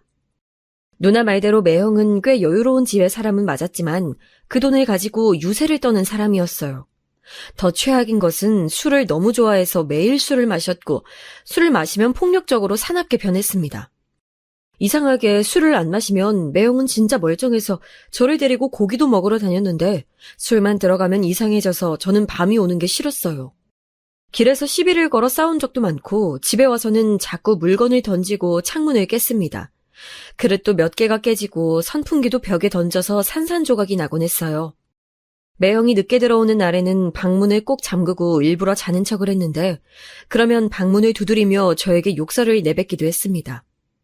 그래도 매형 덕분에 중학교를 다닐 수 있으니까 꾸역꾸역 버티며 살고 있었죠. 매형의 돈으로 누나는 집에 몰래 돈을 조금씩 가져다 줄 수 있었고 저는 적어도 먹는 걱정 없이 학교에 다녔거든요. 아마 찢어지게 가난했던 분들이라면 제 말이 무슨 뜻인지 아실 겁니다. 학교를 돈 걱정 없이 다닐 수 있다는 건 엄청난 축복이거든요. 그래서 매형이 저래도 누나와 저는 제가 고등학교를 졸업할 때까지는 어떻게든 버티자고 하고 있던 어느 날이었습니다. 그날도 매형은 술을 마시고 집안 살림을 다 깨고 있었어요. 아무리 그래도 저나 누나에게 직접적인 폭력을 가하지는 않던 매형이라 그날도 문을 잠그고 억지로 귀를 막고 누워 있었는데 갑자기 누나가 처음 듣는 비명을 지르기 시작했습니다. 생각을 하기 전에 몸이 먼저 문을 열고 나갔는데 누나는 저를 보자마자 당장 방에 들어가라고 소리를 질렀어요. 종서가 들어가! 나오지 마! 왜 나왔어! 누나는 매형에게 멱살을 잡혀 있었고 매형은 진짜 말 그대로 눈이 돌아 있었습니다. 전 그 모습을 보고 그냥 그렇게 행동해야지 생각하고 그랬던 게 아니고 저절로 손이 옆에 있던 화분을 들었어요. 누나의 안 된다는 소리를 들으면서도 누나가 더 맞지 않게 매형의 머리를 화분으로 내리쳤습니다. 온 힘으로 내려친 덕분에 매형은 누나를 더 때릴 수가 없었는데 머리에서 피를 흘리기 시작했어요. 그걸 보고 누나는 저를 마구 때리며 원망했습니다. 왜 그랬어? 왜? 이 사람 때문에 네가 학교도 가는 건데 참아야지. 가난하면 원래 이런 거야. 억울해도 참아야지. 저는 누나의 울음 섞인 말을 지금도 잊지 못합니다. 누나는 엉엉 울며 저에게 이런 게 인생이라고 어쩔 수 없는 거라고 한탄을 했습니다. 가난하면 일해야 한다는 누나의 말은 중학생이었던 저에게 너무 충격적인 소리였고 누나는 울며 일어나더니 방으로 가서 돈 봉투를 가지고 나왔어요. 제 주머니에 억지로 봉투를 넣더니 당장 집에서 나가라고 했습니다. 종서가 나가서 네 인생 살아. 엄마랑 아버지도 부탁해. 누나가 너무 미안해. 누나가 상황 안정되면 꼭 다시 찾아갈게. 그렇게 누나의 집에서 쫓겨난 저는 어디 갈 곳이 없어 집으로 돌아가게 됐어요. 그때가 제가 16살이었는데 부모님은 돌아온 저를 보고 왜 왔냐고 물어보시고 화를 내셨습니다. 제가 돌아온 게 싫어서가 아니고 학교를 졸업하지 않고 돌아온 것에 화가 나신 거예요. 저는 그렇게 누나의 집에서 중학교 졸업을 코앞에 두고 집으로 오게 됐는데 공식적인 제 학교 생활은 그렇게 막을 내리게 됐습니다. 진짜 딱 몇 주만 지나면 졸업식이었는데 너무 아깝긴 했죠. 고등학교는 당연히 꿈도 꾸지 않았고 전 무작정 일을 시작했습니다. 우리 고향이 40분쯤 버스를 타고 가면 바다가 있는데 거기서 배를 타고 일했어요. 처음엔 너무 어리다고 거절한 선장들이 대다수였는데 그냥 막무가내로 배에 타서 간절하게 말했습니다. 제가 일하지 않으면 부모님이 죽는다고 하니까 제 눈빛이 마음에 든다고 어떤 사장님께서 저를 일하게 시켜주셨어요. 버스를 2번 갈아타서 가야 했는데 그 버스도 시간에 맞춰오는 편이 아니라 아예 버스 차고지까지 가서 타고 갔습니다. 그러다 보니 버스 회사 아저씨들과 안면을 트게 됐는데 제가 다른 건 몰라도 인사 하나는 잘했거든요. 아버지가 그냥 어딜 가도 인사는 하라고 키우셨는데 그 영향이 있어서 냅다 인사를 하고 다녔더니 그런 제가 안쓰럽다고 아저씨들이 저를 데리고 식당에 가서 밥을 사주시기도 했어요. 그렇게 배를 타서 고기잡이하며 돈을 버니까 우리 집의 생활 수준이 훨씬 나아졌습니다. 선장 아저씨가 어머니 가져다 드리라고 생선 한 마리를 주시면 그걸 집에 들고 가서 아버지랑 나눠 먹었고 가끔 나름 돈이 생기면 우리를 도와주셨던 영자할머니 집에 과일을 사서 놓기도 했었죠. 그러다 조금 여유가 생겨 하루는 누나네 집에 가봤는데 이미 누나는 이사가고 없었어요. 옆집 아주머니에게 물어보니까 누나는 제가 떠나고 매일 주희가 떠나가라 싸웠다고 합니다. 사실 말이 싸운 거지 일방적으로 누나가 당한 게 아닐까요? 누나를 너무 찾고 싶었는데 이미 떠나버린 사람을 어디서 제가 찾을 수 있었겠어요. 지금처럼 다 큰 성인도 아니고 그래봤자 미성년자였으니까요. 그래서 저는 일단 성인이 되어 군대 가기 전까지 배를 타고 일했던 기억밖에 없습니다. 그게 유일하게 저를 살 수 있게 하는 방법이라 했던 일인데 사실 그것도 제가 어려서 힘이 넘치고 아무것도 모르니까 그렇게 일할 수 있었습니다. 지금은 돈을 많이 줘도 못할 텐데 절박하고 무지한 저한테는 그렇게라도 일하는 게 좋았죠. 어리고 보호자가 없으니 괴롭힘도 많이 나겠고 억울하게 돈을 받지 못했을 때도 당연히 있었습니다. 하지만 전 그럴수록 독하게 돈을 달라고 하고 그러다 맞기도 하고 차마 기억하고 싶지 않은 순간들도 수없이 많았어요. 그래도 부모님 생각을 하며 버티고 버텼습니다. 돈을 제가 아무리 벌어도 생활 수준이 조금 나아진 거지 워낙 빚이 많아서 우리 집은 여전히 가난했어요. 빚쟁이들이 소식은 또 어떻게 들은 건지 제가 집에 돈을 가져다 주니까 드디어 네가 밥값을 하는 거냐고 일하던 곳까지 찾아와서 돈을 뜯어갔습니다. 자꾸 찾아오니까 선장님은 저를 내치셨고 시골이라 소문은 또 너무 빨라서 아무도 저를 고용해주지 않았어요. 어렸던 저는 너무 억울해서 길거리에 주저앉아 엉엉 울기도 많이 울었는데 울어도 바뀌는 게 없고 그 시간에 돈을 한 푼이라도 버는 게 낫다고 느낀 후로는 눈물이 나오지도 않았습니다. 제가 이렇게 고생하며 돈을 벌었던 이유는 우리 부모님 때문이라고 했잖아요. 저도 물론 형이나 누나처럼 집을 떠나려면 그럴 수 있었죠. 하지만 전 엄마랑 아버지가 저를 어떻게 키웠는지 아니까 차마 그럴 수가 없었습니다. 어머니는 가난했던 저를 그래도 어떻게든 키워보겠다고 남의 집에서 일하며 본인 먹으라고 준 음식도 먹지 않고 저에게 가져다 주셨어요. 아버지도 유일한 친구였던 만수 아저씨가 가끔 집에 오면 자기가 죽어도 저를 제발 봐달라고 울며 사정했는데 그걸 제가 엿듣기도 했거든요. 먹을 것을 집에 사가도 부모님은 드시지 않고 항상 제가 먹어야 드셨는데 그걸 보고 어떻게 집을 나가겠습니까? 마을에서 우리 집이 특히 가난하니까 억울할 때도 수도 없이 많았지만 제가 크면서 목소리를 내니까 그런 것도 점점 줄어들었어요. 결국 배를 타지 못했던 저는 공장에 들어가서 돈을 벌었는데 찾아온 사채업자에게 거래를 제안했습니다. 매달 돈을 보낼 테니 그만 찾아오라고 하고 실제로 꼬박꼬박 돈을 보내주니까 찾아와서 행패는 부리지 않더라고요. 그렇게 생각하기도 싫은 시절을 보내며 돈을 벌고 저는 군대에 가게 됐습니다. 부모님이 너무 걱정되어 유일한 구세주였던 영자할머니에게 그동안 모았던 돈을 주며 우리 부모님을 부탁드리고 군대에 다녀오게 됐어요. 영자할머니는 다행히 우리 아버지와 어머니를 보살펴 주셨고 그 보답으로 저는 할머니가 부탁하시는 물건 같은 것들을 집에 오면 대신 사드리곤 했죠. 그렇게 군대 시절도 지나고 잠을 포기하고 밥 먹을 시간에도 돈을 벌어 빚까지 다 갚고 나니 제 나이가 정확히 24살이었습니다. 그리고 정확히 제가 25살이 되었던 1월에 누나가 집에 다시 찾아왔어요.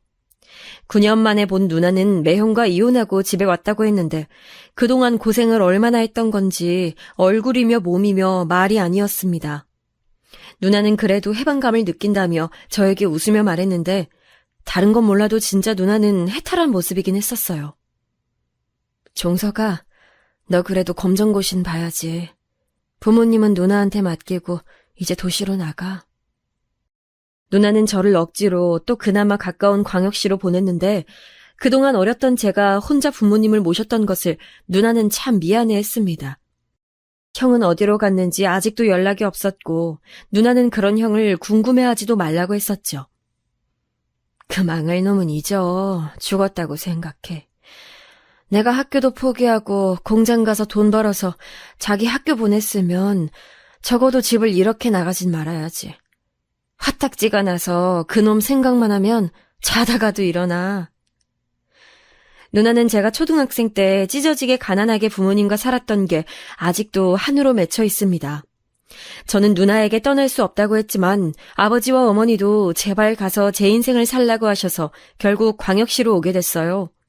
물론 광역시로 나와 검정고시 학원에 다니면서도 아르바이트를 계속해서 돈을 벌었고 한 달에 한 번씩 집에 가서 돈을 주고 왔습니다. 식당에서 아르바이트하며 고시원에 살았는데 워낙 가난하게 자라서 그런가 고시원 생활은 전혀 나쁘게 느껴지지 않았어요. 다행히 검정고시는 한 번에 합격했는데 확실히 고등학교 학력이 인정되니까 일 구하는 게 더 쉬웠습니다. 워낙 잘하면서 사람에게 대인 게 많아 남을 잘 믿지 않았고 친구도 한 명도 없었는데 새로 일을 구한 뒤로는 친구라고 부를 수 있는 사람도 생겼어요.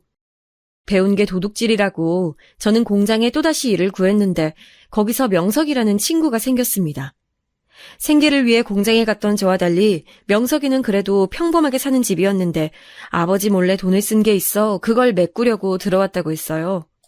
명석이는 공장 일이 끝나면 둘이 술도 마셨는데 혼자 마시는 술이 아닌 같이 마시는 술이 맛있다는 것도 그때 처음 알게 됐습니다. 명석이는 무려 그때 대학생이었는데 대학은 당연히 제 인생에 없다고 생각했던 저는 그런 명석이가 너무 멋있었어요. 무뚝뚝한 성격인 제가 답답했을 텐데 명석이는 그런 저를 좋아해주며 여기저기 데리고 다녔습니다. 그러면서 명석이는 다시 학교에 가야 한다고 공장에 나오지 않았는데 그래도 연락을 꾸준히 했어요. 그러던 어느 날 술을 마시다가 명석이가 저에게 제안을 하나 했습니다. 야, 종석, 너 시계에 관심 많냐? 관심? 내가 관심이 어디 있겠냐? 그저 부모님과 누나가 내 관심이지. 아우, 네가 가족사랑 대단한 건 나도 알아. 그게 아니고 사실 우리 아버지가 시계 공장을 하셔. 뭐? 야, 근데 가죽 공장에 와서 일했던 거야? 아니, 그건 내가 사고 쳐서 그랬던 거고. 명석이의 말을 들어봤더니 명석이는 생각보다 집이 잘 사는 친구였어요. 안 그래도 하고 다니는 걸 보면서 저와 달라서 그냥 꾸미는 것을 좋아하는 친구라고 생각했는데 무려 공장장의 아들이었습니다. 가죽 공장에 와서 일했던 것도 아버지 몰래 사고를 쳐서 일했던 건데 명석이의 말의 목적은 바로 시계 공장에 관한 일이었어요. 제가 일하는 것을 바로 옆에서 지켜봤던 명석이가 제 일하는 방식이 마음에 든다고 자기 아버지의 공장으로 와서 일하는 게 어떠냐고 제안했습니다. 급여를 더 높게 쳐줄 테니 오라는 말에 저는 단순히 돈을 더 받는 게 좋으니 가서 일하기 시작했어요. 실제로 돈을 거의 2배 가까이 받아서 집에도 많은 돈을 보낼 수가 있었습니다. 명석이는 3형제 중 둘째였는데 셋 다 시계 공장에는 관심이 전혀 없어서 한탄스럽다고 명석의 아버지는 저를 자꾸 사무실로 부르셔서 하소연하셨어요. 제가 했던 거라곤 그냥 가만히 앉아서 얘기를 들어준 건데 어느 날 사장님이 진지하게 저에게 물어보셨습니다. 종석이는 공장 이어받을 생각 없어? 아들은 셋이나 있는데 이놈들이 죄다 공부한다고 공장엔 관심이 없대. 너무 뜻밖의 제안이라 뭐라 말해야 할지 몰라서 사장님만 지켜보니 옆에 있던 명석이의 형인 명준이 형이 저에게 말했습니다. 종석이 벌써 공장에서 3년 일했잖아.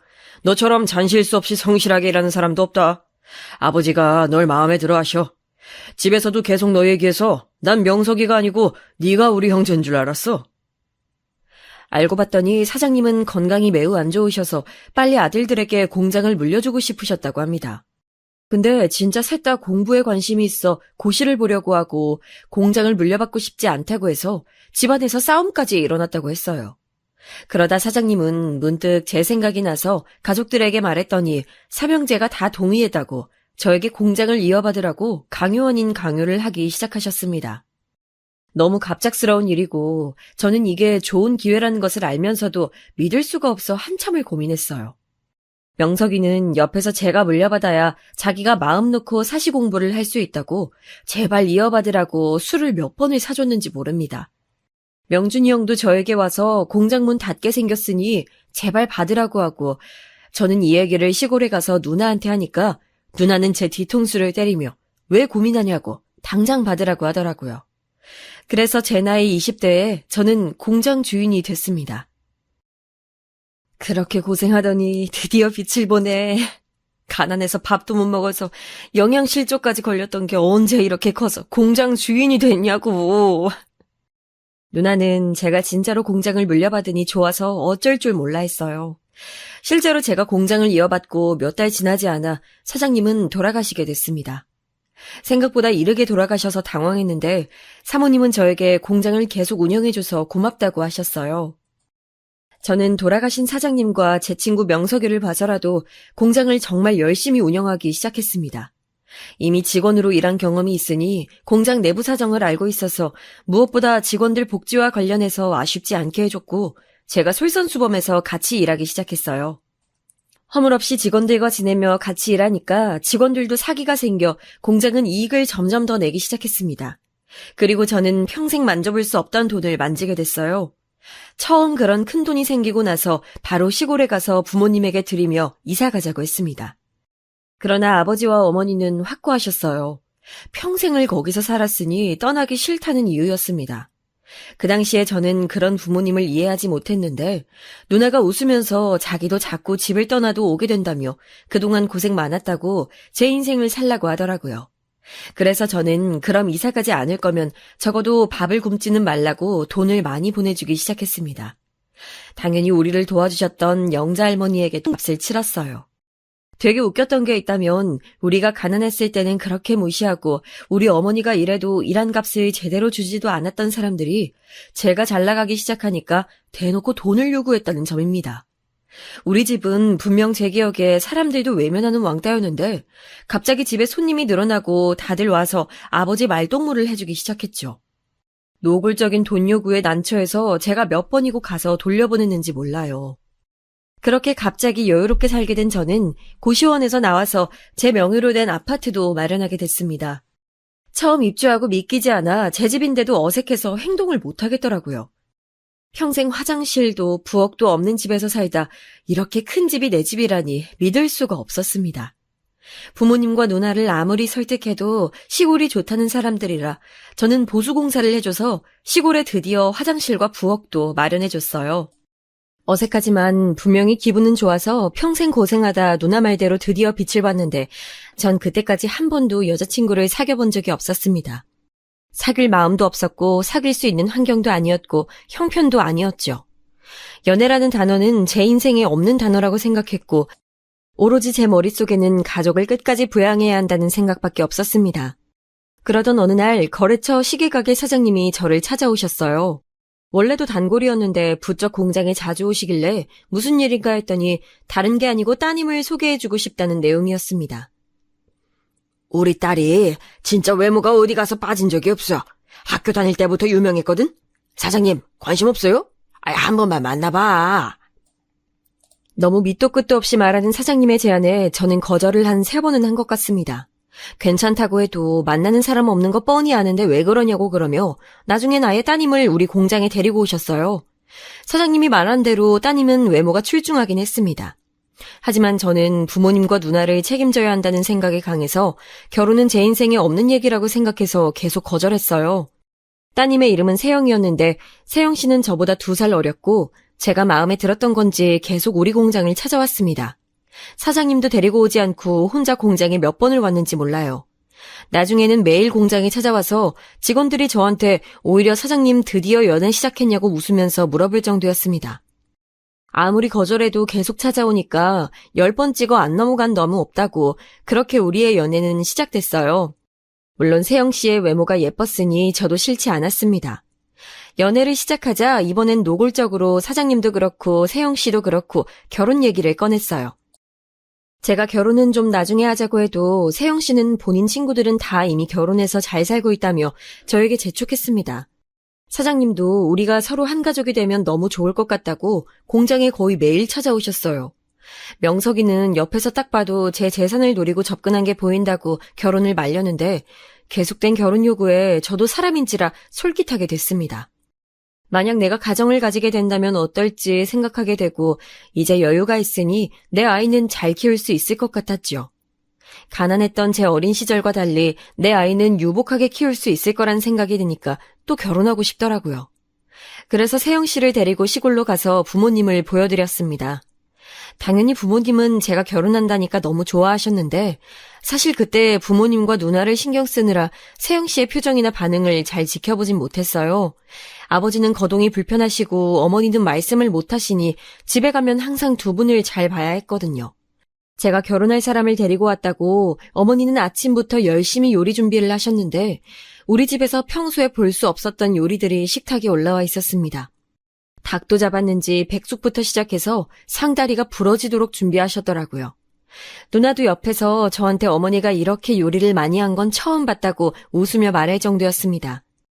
그렇게 세영 씨를 인사시키고 집에 데려다 주는데 이상하게 말이 없더라고요. 세영 씨, 아까 밥이 입맛에 안 맞으셨어요? 아니요, 그런 거 아니에요. 아마 세영 씨는 제가 말한 적이 없으니 우리 집이 가난했었다는 걸 그때 처음 알았을 거예요. 충분히 평범한 사람이면 놀랄 수 있으니 세영 씨의 감정을 존중했습니다. 만약 이걸로 결혼할 마음이 들지 않는다면 그것조차 존중해야 한다고 생각했죠. 하지만 다행히 세영 씨는 결혼 의사를 계속 보였고 저도 세영 씨네 집에 가서 인사를 드렸습니다. 장인어른이 되실 사장님은 이미 알던 분이라 익숙했고 장모님의 얼굴은 그때 처음 보았는데 사위사랑은 장모님이라는 말 아시죠? 세영 씨가 환대받은 것처럼 저도 세영 씨네 집에서 많이 환대받았어요. 그렇게 서로 결혼하자고 결정하고 상견례를 했는데 사실 그때 저는 결혼을 물리려고 했습니다. 장인어른과 장모님은 표정 관리가 되지 않는지 얼굴이 계속 굳어 있었어요. 제가 사전에 아버지는 오래전에 다치셔서 거동이 불편하고 어머니는 장애인이라고 말을 이미 했는데도 실제로 보니까 놀라셨나 보더라고요. 두 분이 오시기엔 무리라서 누나도 같이 왔는데 제가 기분 상한 게 보이니 중간에서 누나도 고생이 많았습니다. 세영 씨와 그 일로 처음으로 싸우게 됐는데 진지하게 결혼을 물리려고 하니 세영 씨는 울며 매달리기 시작했어요. 그리고 사장님도 공장으로 찾아와서 미안하다고 거듭 사과하고 누나도 우리 집이 평범한 집은 아니니까 누구와 결혼해도 그런 반응은 있을 거라고 저를 다독였습니다. 그래서 저도 속상했지만 결혼식 때는 절대 그런 일 없을 거라는 장인어른과 세영 씨의 말을 듣고 예식장을 잡게 됐어요. 돈은 제가 많으니 예식장 예약부터 혼수까지 다 제 돈으로 해결했습니다. 예단은 필요 없고 집은 이미 제가 사놓은 아파트가 있으니 거기서 신혼을 시작하게 됐죠. 세영 씨가 결혼식 때 입을 장모님과 장인어른 옷을 사고 싶다고 해서 백화점에 가서 양손 두둑하게 사드리고 세영 씨의 옷도 몇 벌을 샀는지 몰라요. 가방부터 신발, 옷, 장신구 등 최대한 호화롭게 하고 싶다는 세영 씨의 말에 그렇게 하도록 해줬습니다. 어려서부터 돈에 대해 너무 서러웠던 게 많아 우리 가족에겐 아낌없이 해주고 싶은 마음이 컸거든요. 그리고 우리 부모님과 누나는 사치를 부리거나 무력이 전혀 없어서 해준다고 해도 거절하는 사람들이라 그때는 제 돈을 쓰는 세영 씨가 귀여웠습니다. 혼수도 최고급으로 제 돈으로 마쳤고 신혼여행도 무려 2주를 예약했어요. 웨딩드레스도 전국에서 제일 비싼 드레스를 서울까지 가서 맞추고 돌아왔고 무슨 출장 메이크업도 불렀습니다. 그렇게 결혼식을 하게 됐는데 어찌나 화려하게 했던지 꽃값만 수천이 들었어요. 직원들 말로는 자기들이 여기 살면서 이렇게 호화롭게 결혼식 올린 것은 본 적이 없다고 할 정도였습니다. 제 결혼식이니 당연히 부모님도 불렀는데 아버지는 휠체어를 타고 오셨어요. 제대로 앉지 못하시는 분이라 휠체어에 앉아 계셨고 어머니도 곱게 한복을 차려입었습니다. 매일 똑같은 옷만 입다가 고운 한복을 입으니 어찌나 아름다웠는지 몰라요. 누나도 오랜만에 예쁘게 꾸몄는데 누나는 제 결혼식 때 얼마나 많이 울었는지 모릅니다. 우리 부모님은 자식 결혼식이 처음이었는데 누나가 그때 부모님을 결혼식에 부르지 않았거든요. 그게 참 속상하고 본인의 한이었는데 제 결혼식으로 조금 한을 풀 수 있다고 계속 오느라 정신이 없었습니다. 결혼식을 올리고 나서 부모님을 시골에 다시 모셔다 드리고 신혼여행도 다녀오고 본격적으로 결혼 생활을 시작하게 됐어요. 아내가 본인은 살림을 잘하지 못한다고 해서 집에서 일하는 이모님을 불렀습니다. 그래서 아내는 살면서 빨래, 청소, 요리를 전혀 한 적이 없습니다. 다 이모님을 시켰고 본인은 제 카드로 친구들과 놀러 다니기 바빴습니다. 그래도 저는 가족이 생겨서 기쁜 마음이 더 컸어요. 장인어른의 시계 가게도 확장하고 싶다고 하셔서 골목에 있던 시계 가게를 대로변 1층 노른자 건물에 차려드렸어요. 그리고 장모님도 옷가게를 하고 싶다고 해서 옷가게를 열어줬고 제가 생각해도 처가에 최선을 다했습니다. 물론 그렇게 하려면 돈이 필요하니까 저는 더 열심히 공장에 나가서 일했어요.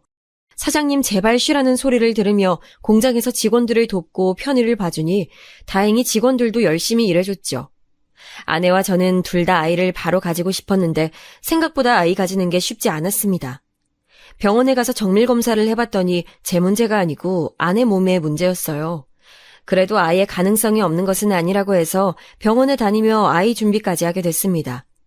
좋다는 약도 먹고 영양제도 먹고 몸에 좋다는 것은 하나부터 10까지 다 하고 다녔고 무엇보다 아내가 스트레스를 받으면 좋지 않으니까 적어도 경제적으로는 숨통이 트이게 해주고 싶었어요.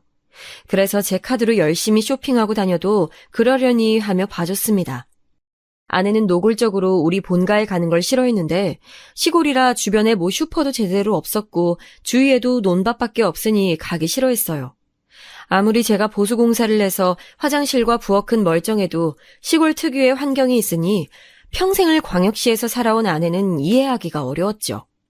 그래서 저는 최대한 그런 아내를 이해하겠다고 본가에는 갈 수 있으면 저 혼자만 갔습니다. 부모님이 아내를 보고 싶어 하셔도 임신 준비하느라 바쁘다고 핑계를 대며 데리고 가지 않았어요. 제 딴엔 그게 배려라고 생각했던 거였습니다. 그러나 처가는 자주 방문했었는데 갈 때마다 장모님은 제 얼굴을 보면 자꾸 에어컨, 냉장고, 세탁기 등 가전을 바꿔달라고 했고 저는 그걸 또 해줬어요. 그럴 여유가 있으니 해주는 건 전혀 문제가 되지 않았습니다. 그러다 언제 한번 아내와 크게 다툰 적이 있는데 그때가 아마 결혼하고 첫 명절이었을 거예요. 아내가 시골에 가기 싫어하는 것은 당연히 이해해도 명절은 그래도 가족과 보내야 하는 거 아닌가요? 만약 그게 아니라면 전 결혼하지 않았을 거예요. 그래서 아내에게 명절에 시골에 갔다가 자지 않고 와서 처가에 가자고 했더니 아내는 표정을 구기며 꼭 시골을 가야 하냐고 물었습니다. 그럼 당연히 가야지. 설마 명절인데도 우리 부모님을 안 보겠다고? 아니, 너무 멀기도 하고 거기 가면 아무것도 없으니까 그렇지? 어차피 운전은 내가 하잖아. 1년에 명절이 2번밖에 안 되는데 그것도 싫어? 명절 사건으로 우리는 크게 다투게 됐고 급기야 아내는 짐을 싸서 처가로 가서 자고 왔습니다. 제가 가지 말라고 집에 있으라고 해도 아내는 울면서 처가로 가더라고요. 다음 날 장인어른이 전화와서 저에게 사과하며 명절에 우리 부모님을 보러 가기로 했다고 대신 말씀해 주셨습니다.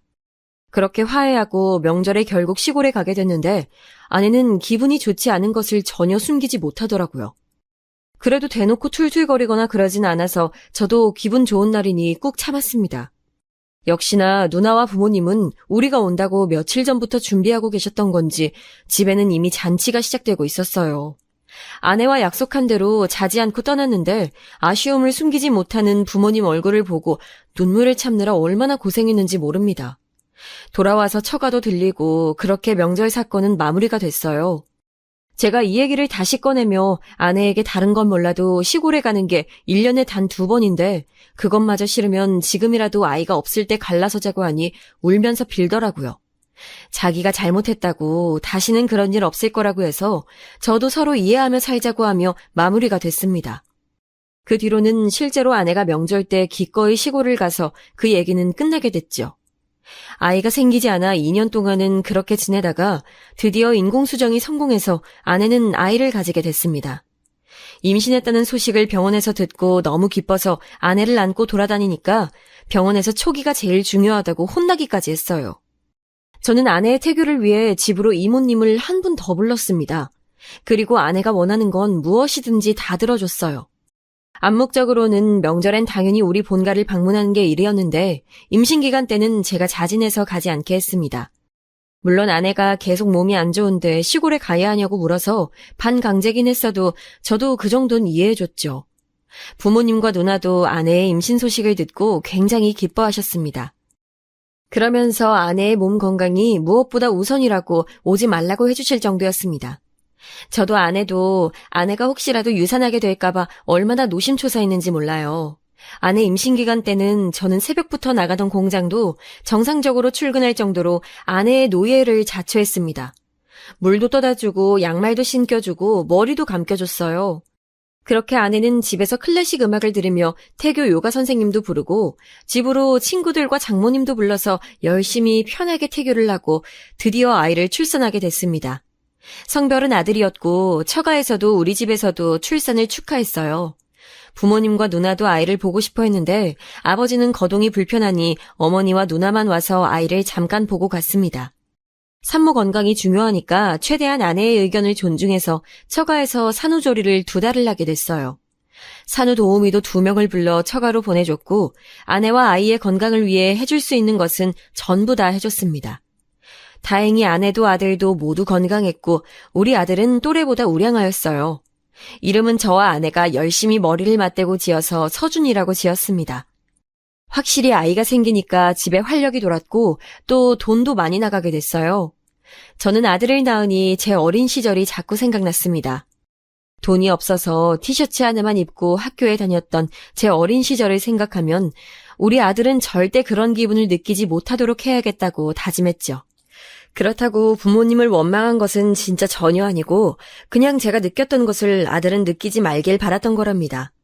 그렇게 아들이 100일이 지나고 저는 아내에게 말해서 아들을 데리고 시골을 가려고 했습니다. 아버지는 아들이 태어났다는 소식만 듣고 실제로 본 적이 없으니 보여주고 싶었어요. 그러자 아내는 표정을 굳히며 차라리 부모님을 집으로 부르는 게 어떠냐고 하더라고요. 전 기분이 상했지만 최대한 아내의 의견을 존중해 주려고 노력했습니다. 그래서 부모님께 말했더니 아버지는 괜찮다고 차라리 돌잔치에 오겠다고 하셨어요. 그래도 손주가 태어났는데 얼굴은 보여드리고 싶은 마음에 아내를 일주일간 설득해서 겨우 시골에 가서 1시간 정도 아이를 보여줬습니다. 아버지는 우리 아들을 보고 눈물을 흘리실 정도로 좋아하셨어요. 그렇게 좋아하는 모습을 보니까 뿌듯하면서 가슴이 아팠습니다.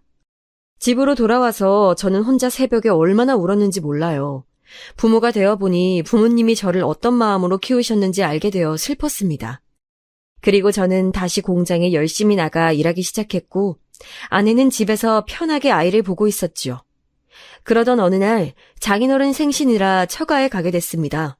그리고 오늘 제가 제보한 사연의 사건이 일어나게 됐어요. 처가 식구들이 다 한자리에 모였고 다들 즐겁게 집에서 밥을 먹고 있었습니다. 그러다 장모님이 아들의 돌잔치 얘기를 꺼내셨어요. 마침 아침에 누나와 통화하며 부모님이 우리 아들 돌잔치에 온다는 소리를 이미 들었던 터라 저도 호응하고 있었습니다. 처가도 아내가 첫째라 우리 아들이 첫 손주라 의미가 남다른 건 저도 알고 있었어요. 그래서 돌잔치 장소를 어디 큰 곳에서 잡자고 하며 제가 예산은 생각하지 말고 최대한 좋은 곳으로 잡으라고 말하고 있었습니다. 이서방, 사돈도 오시지? 아, 네. 부모님이 돌잔치는 꼭 오고 싶다고 하시더라고요. 그래서 제가 모시고 오려고요. 이렇게 말하고 저는 머릿속으로 전날에 데려와서 시설 좋은 호텔에서 잘 수 있게 해야지 생각하고 있었는데 그런 제 귀에 믿을 수 없는 아내의 목소리가 들려왔습니다. 지금 사연을 쓰는 이 순간에도 손이 떨리는 내용이었어요. 여보, 솔직히 결혼식 때도 어머님 아버님 너무 촌티나서 쪽팔렸어. 오시지 말라고 해.